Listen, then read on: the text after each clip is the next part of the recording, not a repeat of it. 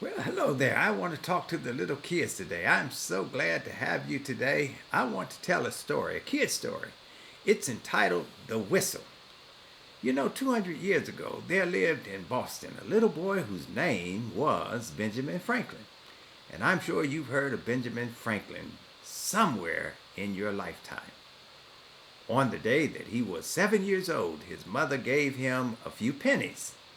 He looked at the bright yellow pieces and said, "What shall I do with these copper pennies, mother?" It was the first money that he had ever had in his life. "You may buy something if you wish," said his mother. "And then will you give me more?" he asked. His mother shook her head and said, "No, Benjamin, I cannot give you any more. So you must be careful not to spend these foolishly."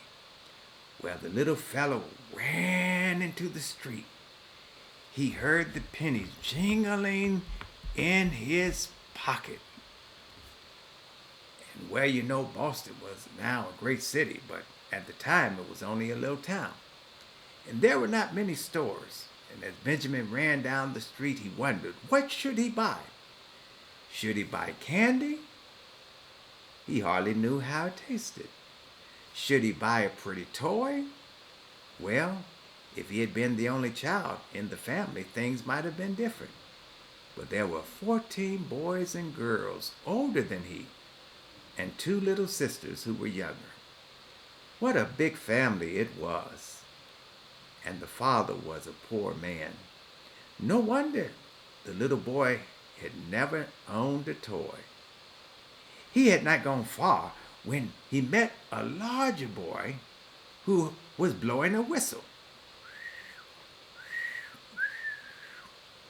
"I wish I had that whistle," he said. Well, the big boy heard him and looked at him and blew it again. Oh, what a pretty sound it made. And so little Benjamin said, "I have some pennies." He held them in his hands and showed them to the boy. "You may have them," he said, "if you only give me the whistle." The big boy said, "All of them?" Little Benjamin said, "Yes, all of them." "Well, it's a bargain," said the boy. And he gave the whistle to Benjamin and took all of the pennies. Little Benjamin Franklin was very happy, for he was only 7 years old.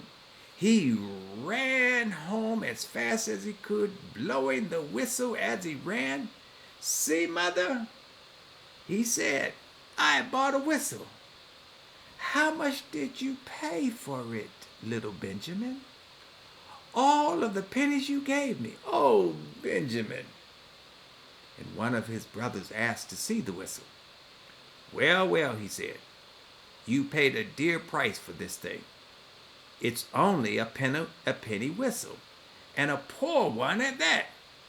You might have bought half a dozen such whistles with the money I gave you," said his mother. Well, the little boy saw what a mistake he made. The whistle did not please him anymore, and he threw it upon the floor and began to cry. "Never mind, my child," said his mother. Very kindly she was.